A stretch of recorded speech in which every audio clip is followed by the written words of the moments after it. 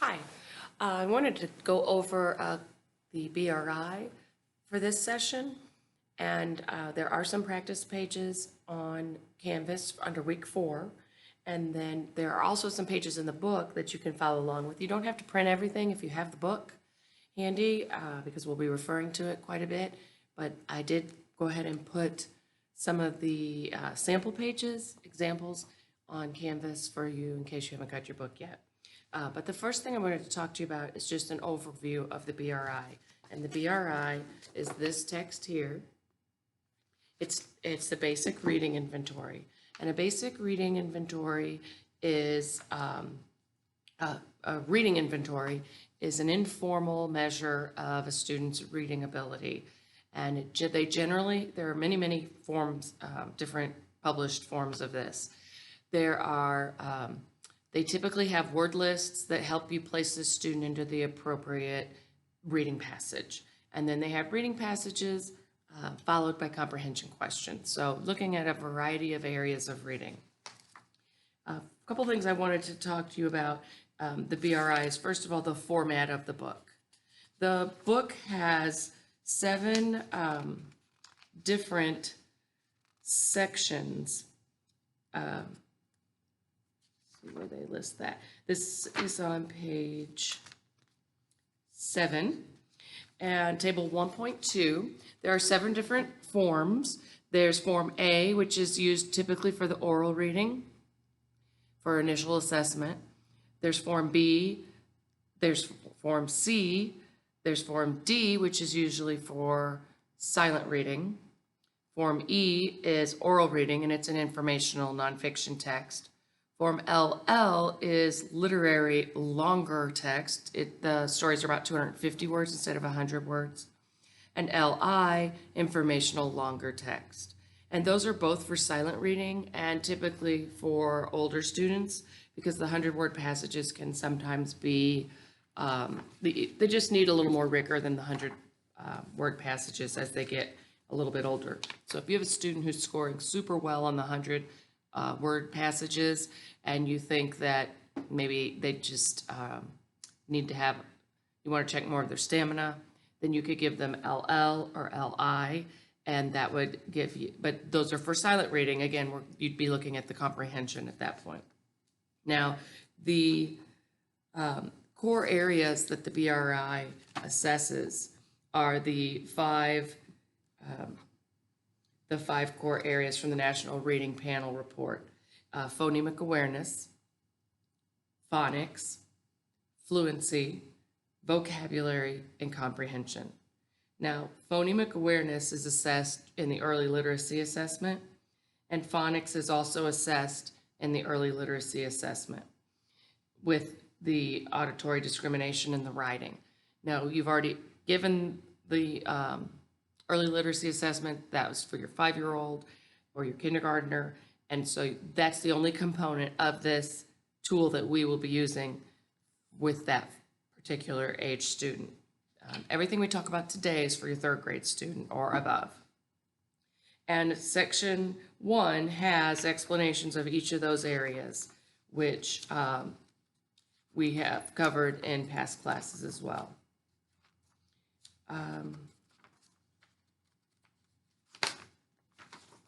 The next thing I wanted to show you was how each section is, starting on page 149, you'll see the performance booklets. And those are the pages that you will use to record. Now, you can print all of these from that GRTEP, grtep.com website, and I gave you that information the other day. And those, you can go in there and print the specific forms that you want to start with for your student. But each section, and this is just sample of A, has word lists. They start at kindergarten B, which is beginning of the year. They have kindergarten middle. They have kindergarten end. And then they have 1st grade, 2nd grade, on up to 12th grade for the word lists. Now, the passages have the kindergarten beginning, middle, and end. And then they also have 1st grade beginning, middle, and end. And because students change so much in those primary early grades. Also, the goes right into the passages, and on the back of each passage, for example, here's a middle of first grade passage. It's called Spotty, and it is on page 167, and on the back side of it are comprehension questions, retelling, that kind of thing. So you'll see that on your example papers as well. So you'll be giving the word lists to figure out where to start your passages, and then you'll go from read the passage to the student, have the passage read the student to you orally, and then you turn the page over and ask the comprehension questions. From there, you determine if that's independent instructional or frustration level for that student. And then you continue on until you reach their frustration level. Ideally, you're going to be finding their independent instructional and frustration level for oral reading, and then you're going to do it again for silent reading, and then we're going to find the listening level, which is where you read to them and then ask them questions. That one you just find one level, and I'll explain that to you here in a bit. So there's a little trick to the numbering of the passages. I'm now in the flip book for the students.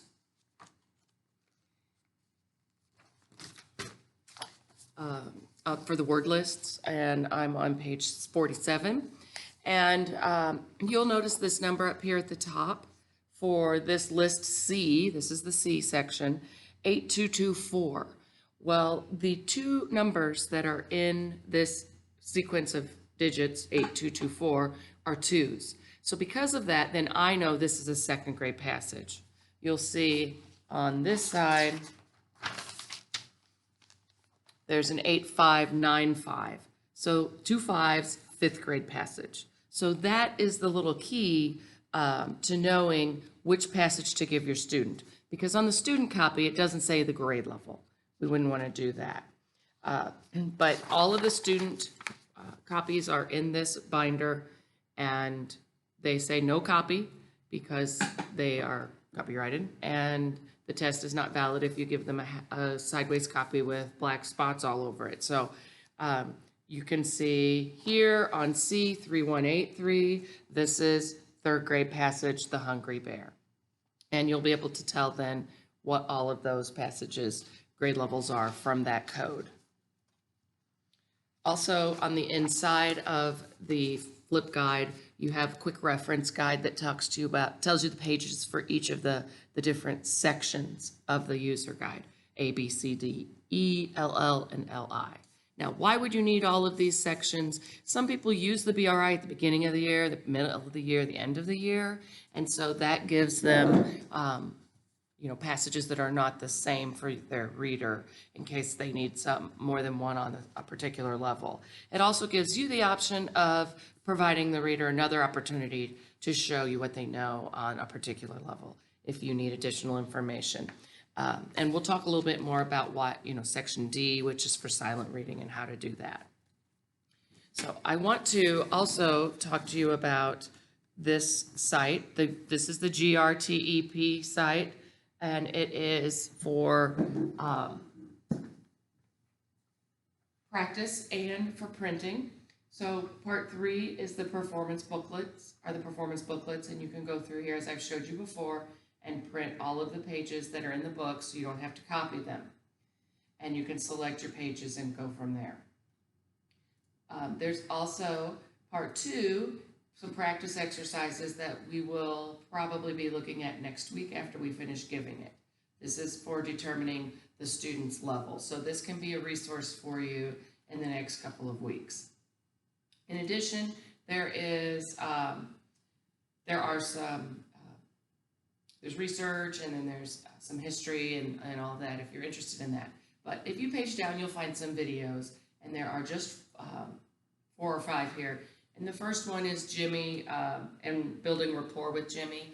I don't think you really need to watch that one. You can if you want, but you have been building rapport with your reader already in your first few sessions. Since you're not going to be giving the BRI right away, this is something that you've already got. However, she does do a nice job explaining how to get started and that, getting to know the student a little bit. The next one is a fourth grade word list with Elise, which we'll be looking at in a minute. And then a third grade passage with Elise, a third grade comprehension passage, and a fourth grade passage with Elise. Now, in the past, I have practiced with my classes with a video, a pretty old video from, with the same teacher, the same administrator, examiner, but it was from the 90s, and the videos is actually a VHS, so it's kind of gotten a little worn. However, I liked it because it had the reader go all the way from start to finish on the word list and the passages. So we're not going to practice at that way today because of our video classes, but we will look at each section, talk about how to do it, and then we will use the practice exercises that are there. So before we get started with the specifics on how to give each section, I want to just review some testing tips with you. You don't really need a tape recorder, although some people do like to record so that they can go back and listen for the errors and things. I don't always do this. It's just one more thing you have to manage while you're listening and recording the errors and stuff for the reader. But you'll need your manual, your performance booklet, a piece of paper to cover the passages. You'll see that she does that after the reader reads the passage. You're going to put the student at ease. You're going to let them know that this is helping you, and and that you're going to have them read a variety of passages, and some will be easy and some may be more tricky, but just to do their best, and that you're not testing them, you're practicing giving the test and how you are giving the passages and how you really want to get an A and you really need their help. So that usually puts them at ease there. And try to do that in an area that's not super noisy, and then take frequent breaks in between passages, or to give the student a little brain break, and be ready and organized, have a plan so you don't have to waste a lot of time, your time, or the student can get restless as you're flipping through books and pages trying to find where you're going and what you need to do next. And you're going to start the word lists where you think the student will be successful.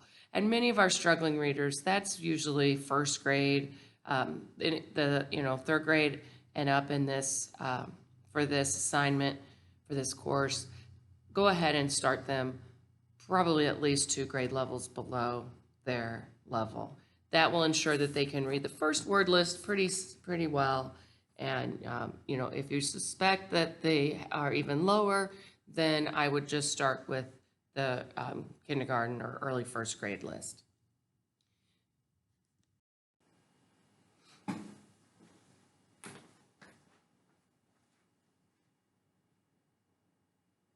So as I mentioned before, the basic reading inventory is broken down into 3 sections. And the first one are word recognition and isolation. The second one is word recognition and context, and that's the passages. And the third one is the comprehension questions. Now you can give parts and pieces of the BRI. If you wanted to use this tool in your classroom, you could just give the word list if you were curious as far as a student's word knowledge. You could give the passages and comprehension questions of 1 or 2 levels just to help you decide where to put the student as far as leveling goes. It's a similar tool to the DRA, Developmental Reading Inventory, or the IRI, Informal Reading Inventory, the QRI, Qualitative Reading Inventory. You can give the whole inventory in its entirety, or you can use parts and pieces of it. I am teaching you how to give the whole thing, because if you have a particular student in your classroom who is struggling and you're trying to identify some of their strengths and weaknesses and their plan of action as far as intervention, this gives you some really good information. When you analyze their errors and their comprehension, you can really hone in on specific things that reader needs.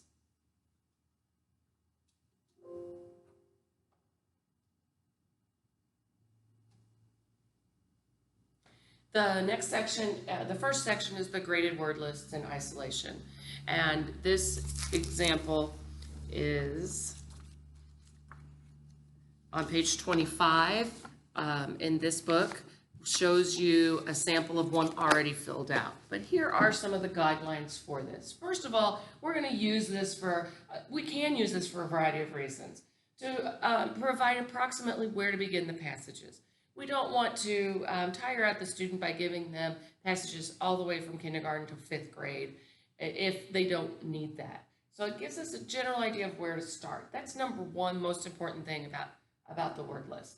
It also lets us know, does a student recognize words automatically, or do they need a little time to analyze the words before they get it?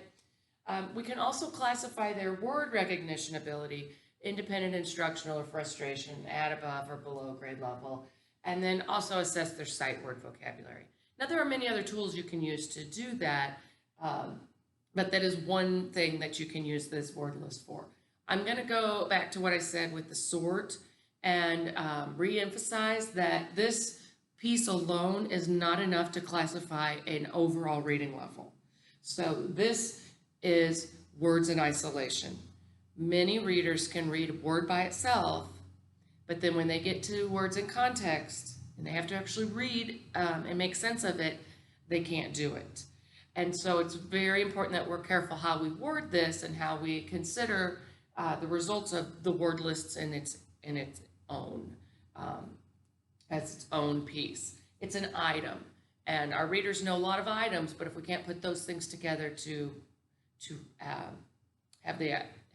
perform the reading process to comprehend, then it's not a true picture of what the reader can do.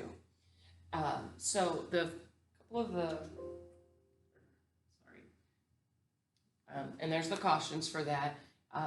It's not a natural reading situation to read words only. I have other readers who can't read the words in isolation very well at all, but then you give them the passage and they manage to use their background knowledge and pull meaning based on the language structures and the sense of story, and they're able to come up with answering all the comprehension questions, although their word reading was very poor. So we have a variety of readers with a variety of strengths and needs, and you'll find which ones your readers have once you start diving into this. As far as the procedures go, you're going to ask the students to pronounce the word rapidly. We're going to give them 1 second or less. You'll notice that the page has cite and analysis. And I've given you a copy of the blank graded word lists.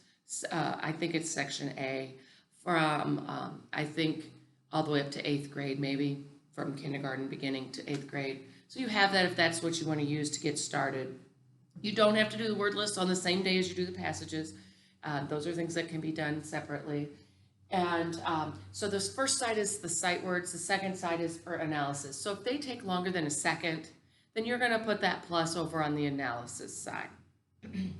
You're going to ask the students to say the words. Keep going until the student no longer achieves 14 or more words for the total score. What that means is they can miss 7, they can miss 6, and you keep going. Once they miss 7, you stop because that's considered their frustration. On the bottom of the page, you will see a scoring guide for the graded word lists. So you will determine where they're at just based on that little guide. And you will use the total score to make that decision. So if a reader reads 18 words on the cite side and 2 words on the analysis side, because you get to go back and have them look at each word they miss or skip, and then they can actually spend a few seconds looking at that. When you can go back and have them do that, they still get the full credit. So it doesn't really matter. It's not crucial that, it doesn't really matter if they have 15 and 4 or 4 and 15, because they're still going to come up with a total of 19 words on the list, which will put them independent and you'll have them move on. Now, if you feel like the reader is getting frustrated and they're having to spend a minute or 2 on each word, obviously that's a time to decide that you shouldn't go on. And there's a lot of judgment you can use here. Remember those signs of frustration. When you can tell the student it is getting to that point, or you don't think that they can go any further based on how they performed, even if it's instructional, you can stop, or you can come back later and try it as well. So they go back and they double check the second side, and then you add up the total. Our example page has 15 and 4, which gives a total of 19. That's an independent range, so you go on. Now, you'll notice the scoring guides have independent, instructional, instructional / frustration, and frustration. When you see on the scoring guides where it has a slash, it's always the higher level that you want to consider it, because it's just letting you know you're getting close to frustration, but it's based on those numbers that we talked about, 90% accuracy for independent, instructional, 95% accuracy for independent.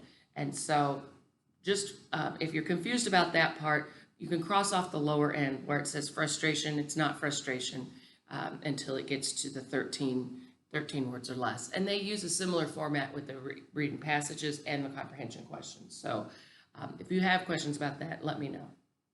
So you're going to keep reading and analyze, have the students analyze the list after they read it once, and then you're going to come up with a total. You keep going until your total is 13 or less, and that's where you stop.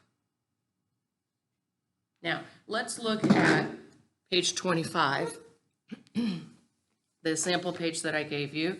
It looks like this. So either pull that up or look at it in your book with me, and you'll see that the reader had said read for reads, bad for bed, Beth for before. They said begin, began, because they self-corrected it. They said make for made. So the examiner totaled 15 correct. They went back and asked the reader, can you try number 3 again? And the examiner put a plus because the reader said reads. Number 8, they said bed. Number 12, they were able to look at it and say before. Number 17, they looked at it and said began. And number 18, they looked at it and they said make again. So then that examiner added the other 4 points to the analysis side, and the total is 19. So you will see that you use a plus on the analysis side on the second try for the word. On the first side, the cite side, you just put what they say or what they say and SC for self-correct. If they take longer than a second, then you're going to come back and ask them on analysis, or you can put the plus. If they take longer than a second, you can put the plus on the analysis side. Let's say the reader came to the word reads, and they said,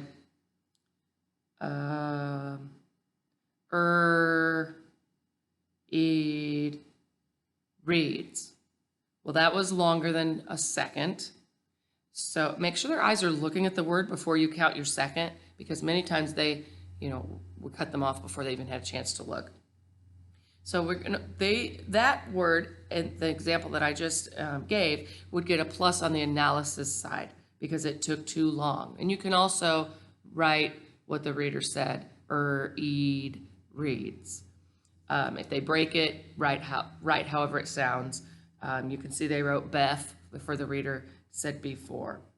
You can look at the second example and same thing, drank for drink, fed for feed, county for country, bow for bottom, and DK for machine.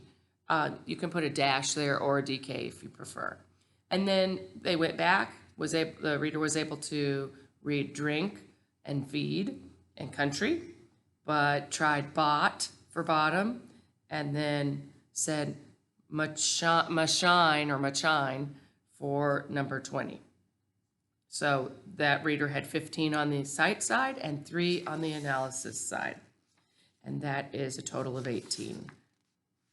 So you can practice giving this on with Elise on the example that that is provided on the GRTEP website. And you can then let me know if you have any questions or need more practice on giving the word lists.